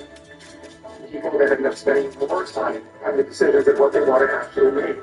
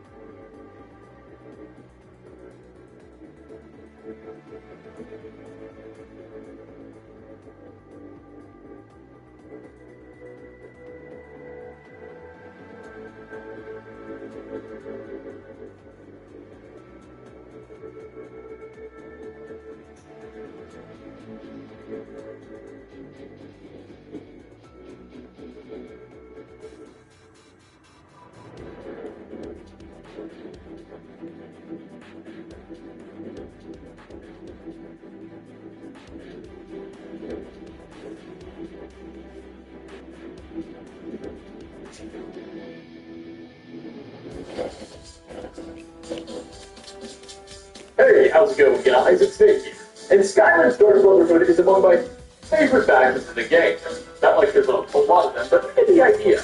An organization of ruthless assassins looking to restore their powers to speed. They have some of Ontario's most interesting characters. Throughout their quest line, the Dragon Lord will be sent on a variety of missions, or contracts as they like to call them, to take out certain NPCs. Most of the time we, or at least I, simply follow orders and assassinate whatever targets we're given without much of a bother to pay attention to the intricate lives that these characters live. Save for a couple of special cases, like the Emperor of Tamriel, or that cool woman running the orphanage. But many of the contracts Brotherhood sends you after are actually extremely fascinating personalities that we really shouldn't be overlooking. So today we'll be taking a look at 5 Dark Brotherhood contracts you may have missed in the Elder Scrolls V Skyrim. Now, before we get into this, I do want to note that I'm particularly playing favorites towards the side contracts that the Brotherhood offers. And Bethesda has crafted really cool stories around a lot of them, but doesn't give them very big spotlights. Don't see what I mean. Anyway, without further ado, let's do first. Starting off, we have Agnes. And this woman is probably among my favorite characters in all of Skyrim, let alone the Dark Brotherhood questline. Despite a relatively small role, you'll be given the contract to murder her to death by Nazir. After completing the quest, the silence has been broken. Where the player hears the Night Mother speak to them for the first time. Agnes is an elderly maid, living and working inside a Fort Greymore in the Whiterun Hold. And the funny thing about her is that she really doesn't seem to care who the occupants of the fort are. You see, Grable will be under either Stormcloak, Imperial, or Bandit control, depending on where you're at in the Civil War quest line. And no matter the faction, Agnes will be there cooking and cleaning for the troops inside. Even the bandits seem to tolerate her. When spoken to, she'll tell you that the fort has changed hands often, but she refuses to leave. She comes with the fort, as she puts it. Take a listen to some of her dialogue. They come and they go. I barely noticed. Hard enough to keep up with this old big war.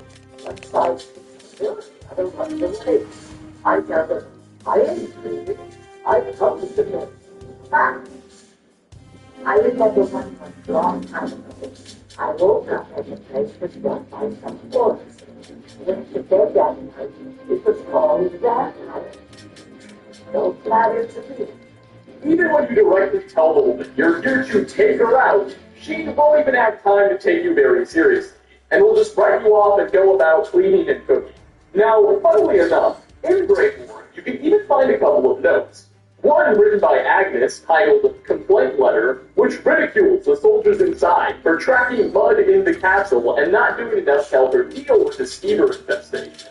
She calls them buttonheads and sarcastically refers to them as men in quotations. She clearly can get away with quite a lot. Another paper inside the barracks, titled Soldier's Request, is written from the perspective of one of the troops inside, addressed to the commander. In it, the unnamed soldier complains that Agnes keeps waking the men up in the middle of the night by cleaning too much, and has been putting their gear on shelves, resulting in terrible equipment mix-ups. And the soldier asks the commander to try and keep the maid out of their barracks from here on out. It's likely that one of these annoying soldiers in their barracks, be it Stormcloak, Imperial, or Bandit, performed the Black Sacrament to try and get rid of Agnes. But it's quite funny to imagine that no one was confident enough to outright take care of her themselves. Not even the supposedly ruthless and merciless bandits had it in them.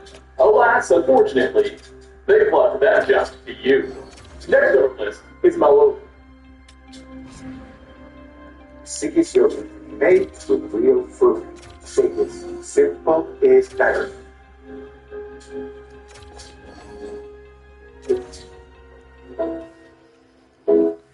What are you thinking about the person we are under?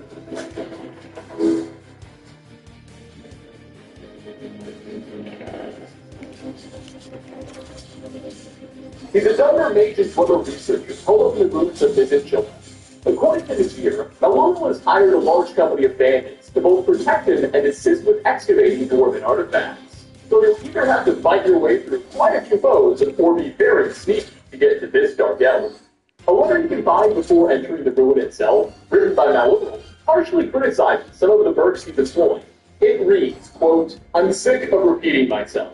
Hand this to the man replacing you between shifts and ensure he reads it before you leave the post. I am not to be disturbed. Permit no one in my chamber ever.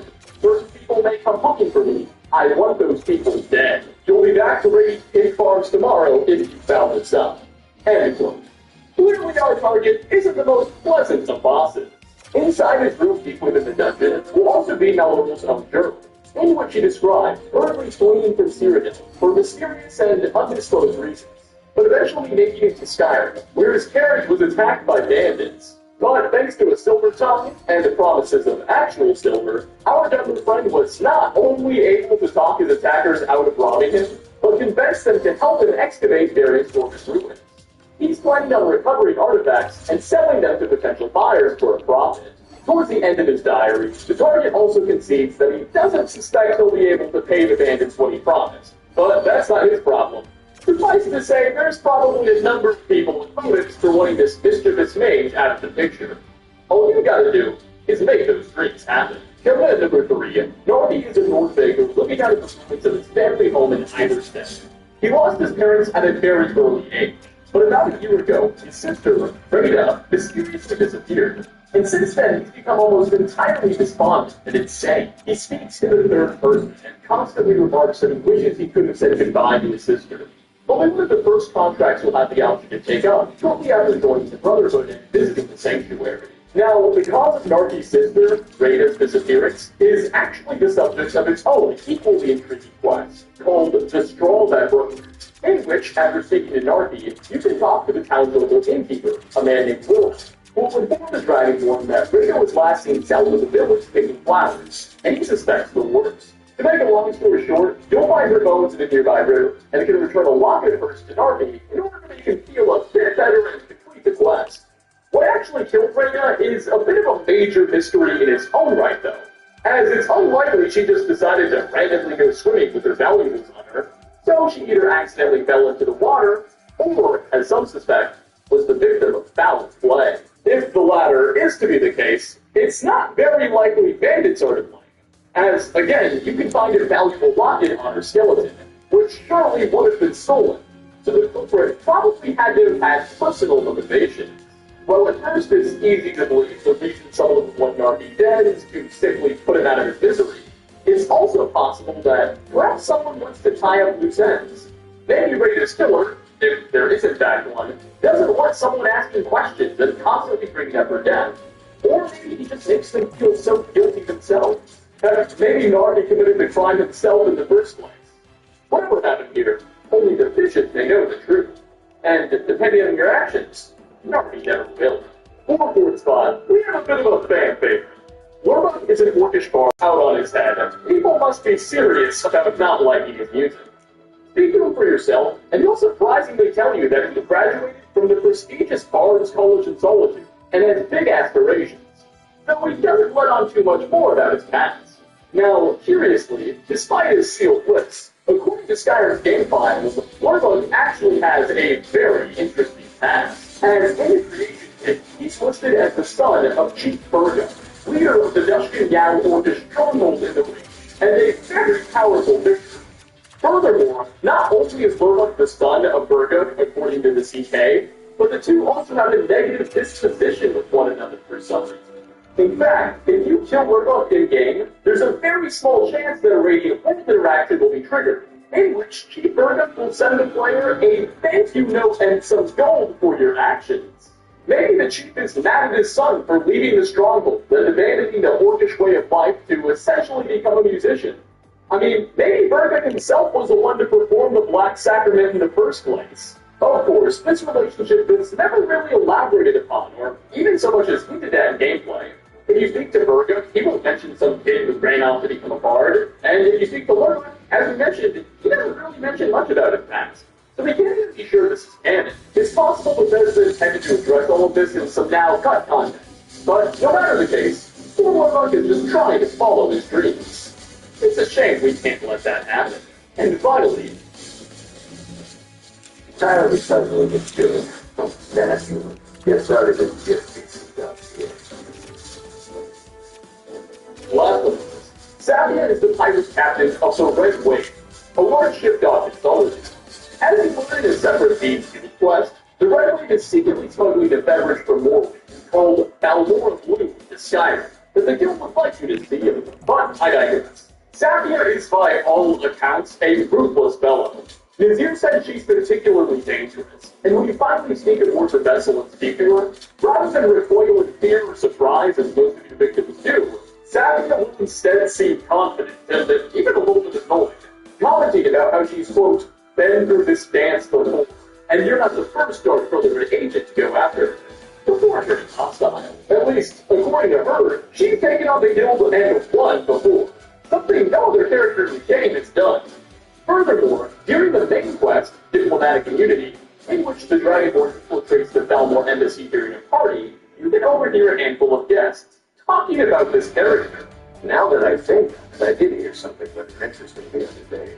Apparently, the Red Wave's been docked in Solitude for well over a month, and with no sign of shipping out anytime soon. Some say the ship suffered damage to her hull when she struck an iceberg. Captain Savia can't afford the liberator. Of course, she would never admit such a thing. Captain Savia is far too proud of it for that. Clearly, Savia has built up quite a reputation for herself. It's just shame you'll have to tear it all down. But with that, we're going to wrap up. 5 important contracts you may have missed in The Elder Scrolls V Skyrim.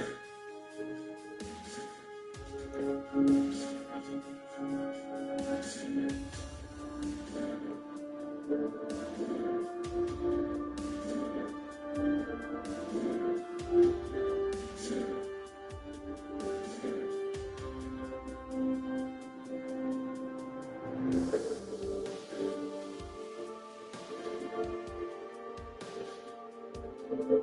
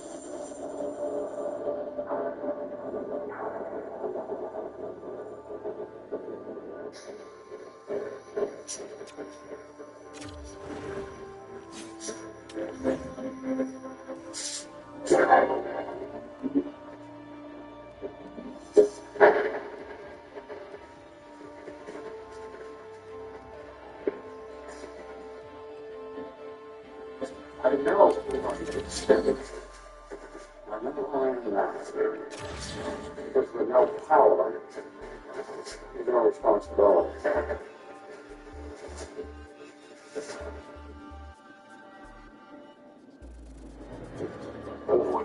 I feel like Dale's. Me either.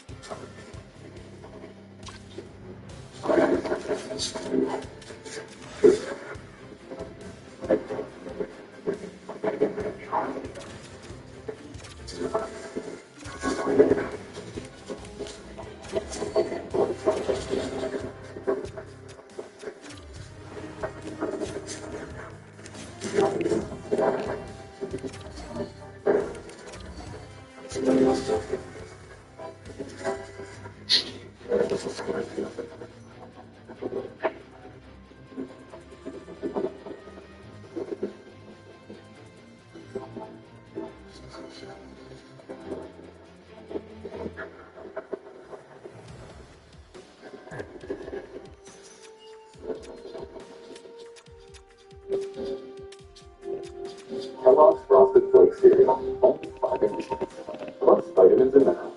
That's it.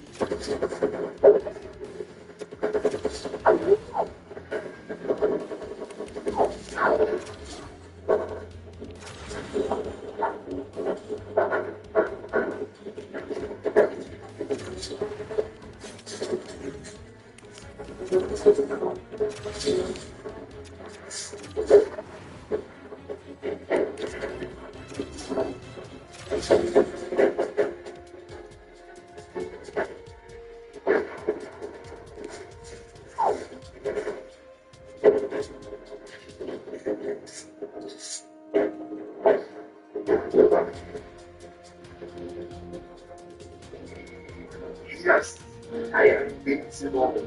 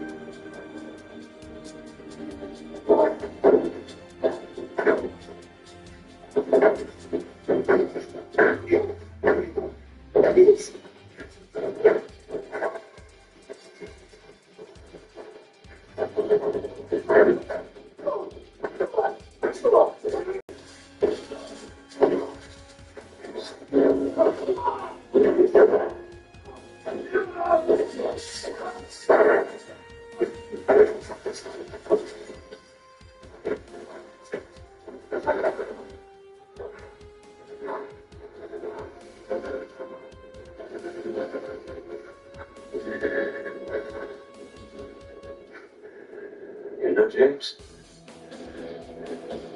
I was always bad.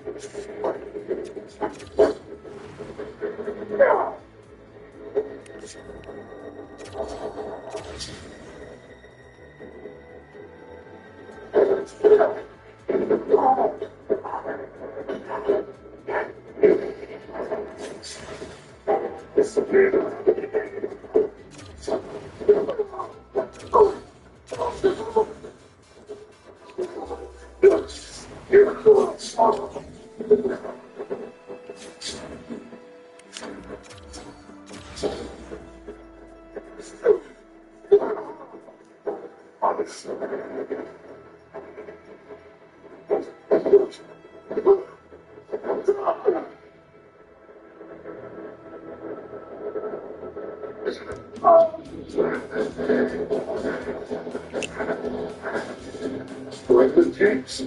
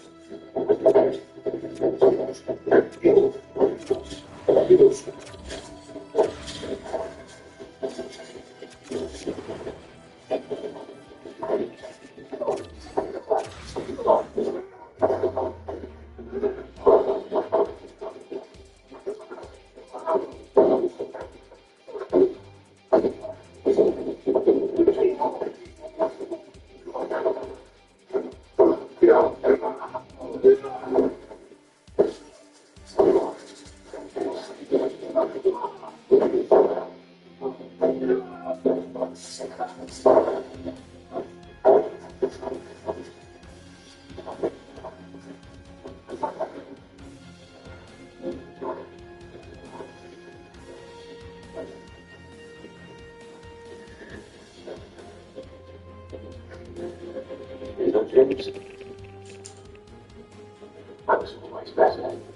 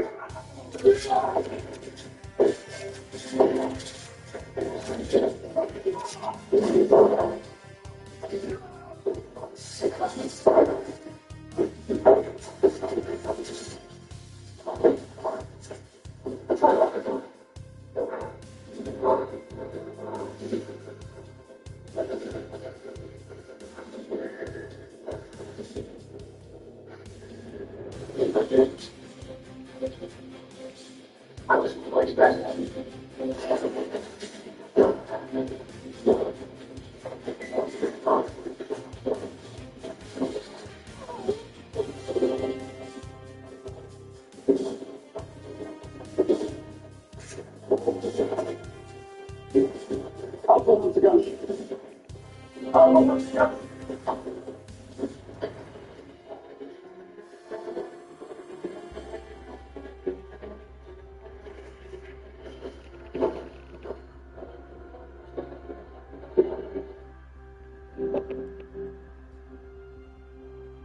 love our Verbo, our chef's kitchen, even better than the review. Obviously, it's a love by guest home. Also obvious, my college roommate's not a real chef. So, yeah.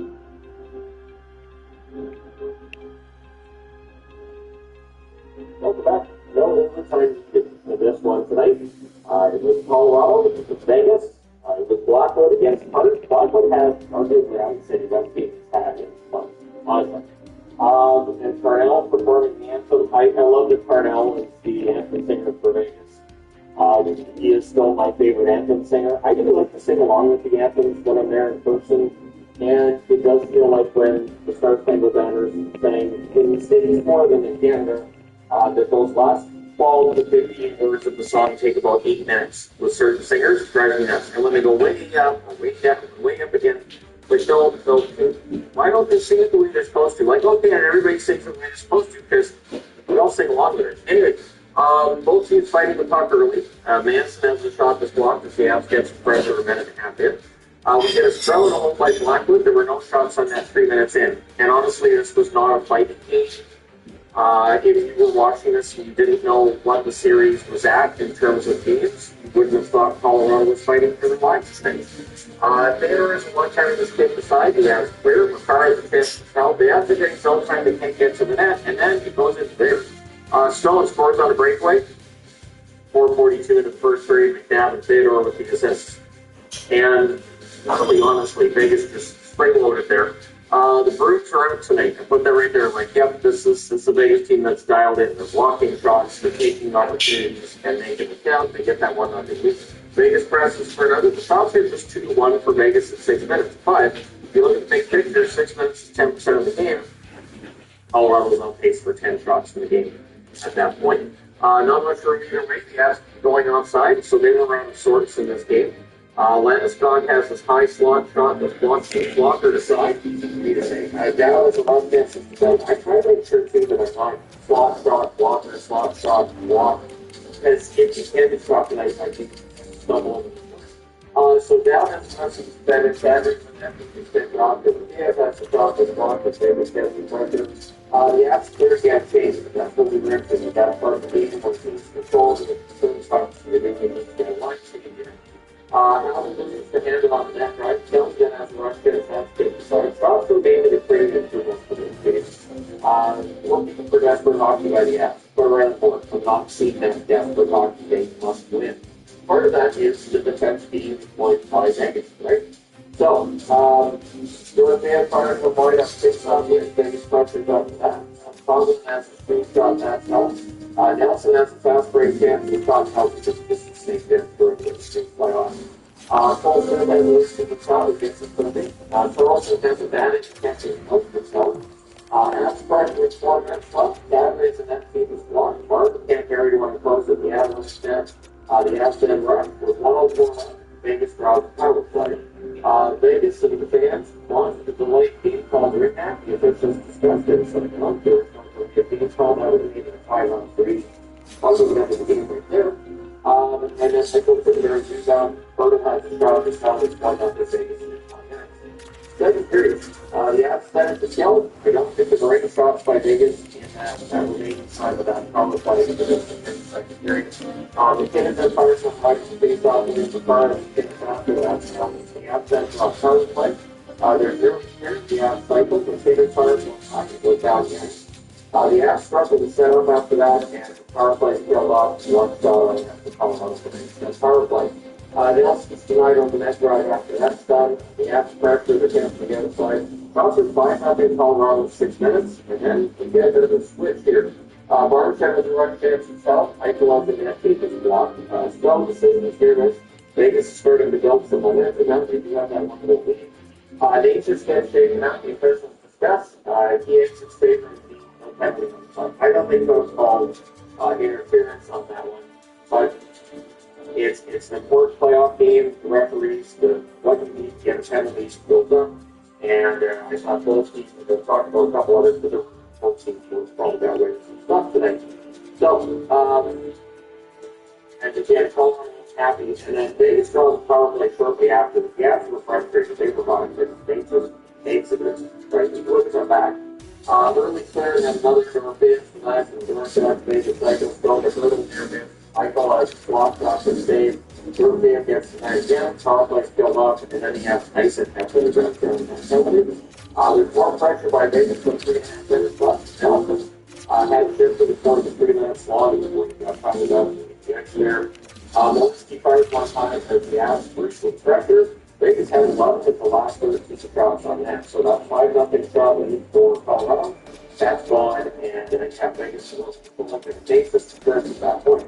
And it was only 1-0, but it felt worse. But you know, it's only 1 goal difference. And the announcers said, oh, it's just 1 goal, they're just down by 1. They're like, yeah, but they're not getting a prime opportunity. Any shots that the front of those teams need to save, you can see this. It's fine in most cases. And the dogs are not necessarily fantastic opportunities. There's a minute for the North my biggest question is the most hitters have saved in this for the closing seconds.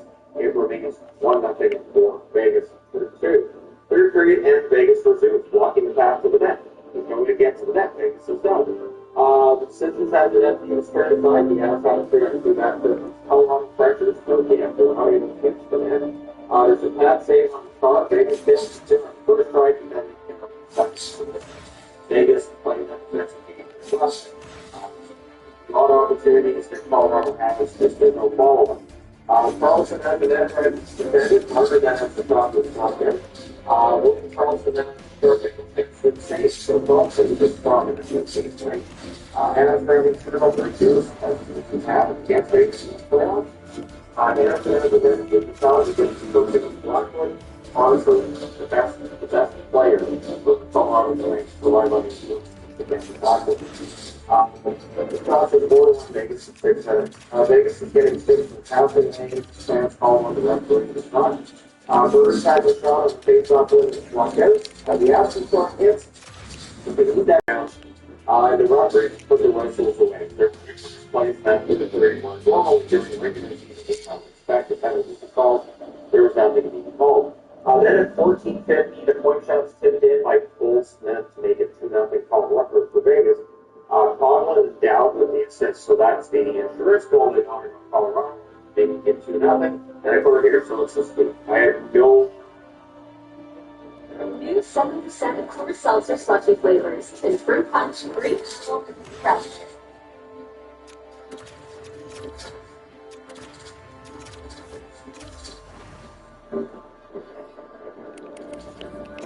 The new Apple Watch has switched to RBC. No idea what happens. Haven't seen it. No feeling that Colorado is back in this one. It's a screenshot was well restricted by Smith. The athletic to respond, they just have the right chance to block. Well, let's give it 20 shots on the side. The next chance when he wants to go to the run, that's safe. So, there's just no daylight. We want the tough chance to begin. The Avs can't set up the full block win until there's 2:15 left, and then they can score at 7-57 point shots. Tipped by Landstrom, and it bounces in. So Landstrom gets us at 17:57 from Aces and Cadry to break the goose eggs.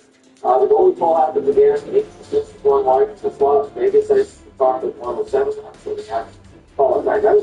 There's another reason by Vegas with 59.9 seconds left, and then from there it's just a great backtracking. Just the backtracking by Vegas, and they win this one 2-1. So Vegas wins this series with 4 straight games. And I'll do a video on Colorado tomorrow because, I mean, all that's still fresh in my memory and all that. The warning signs that this could end up going wrong for Colorado. So we'll talk about that.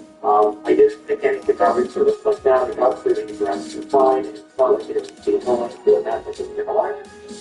It's Vegas. Vegas went to the conference. It's very likely that Carolina's going to come to Montreal. That final, if that's the final we're going to get, we might have 10 shots a game. We might have 10 to 15 shots for the entire team. It's just both teams are so good defensively, they're so good at protecting. They shot block a bunch. Nelson had 3 shots in this game. He runs out had 3 against. Cody Thompson had 4 shots, and Brett Howard had 6 in this game. One would say 24 out of 26. What is supposed to do? Current say 20 out of 21, and I don't know how many goes to the screen. It's one of the big two. Vegas makes it. Vegas makes it. And side. Power plays, power on full for one. Power play was so good in the first two rounds. Very quiet in this series. Vegas went 0 for 2. They had 30 to 29 in the state of Colorado. So the test type that's on the board is 6 goals and less. And yeah, there's some concerns with it that I don't know if I'm going to be able to take notes on Vegas, Carolina. Yeah, it's Vegas, Montreal, so that's a totally different animal. But we have all goals for the year. But we don't thoughts in the comments section. It's like it's static, it's great, it's ready. And in terms of where this falling apart by Colorado, it's incredible. Where this falls in terms of the fall from grace to the team's attacks and the Brandon Circle, I'll get into that, but not necessarily great for doing Colorado tomorrow. That's the focus 13 on Colorado and Walmart. So let me know your thoughts in the comments section below. Always, if you like it, subscribe and comment for the friends. Thank you guys so much for watching. It's 3 times more protein.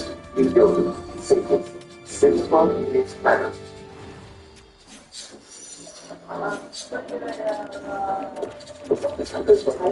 The hardest thing is to get started. It's the ideas and the choice of which ones to touch out. And I think they're very interdisciplinary. So starting to deal with the computers from the entire legislative strategy. And look at rapid prototyping. It allows you to identify what's important early on. People that end up spending more time on the decisions of what they want to actually make.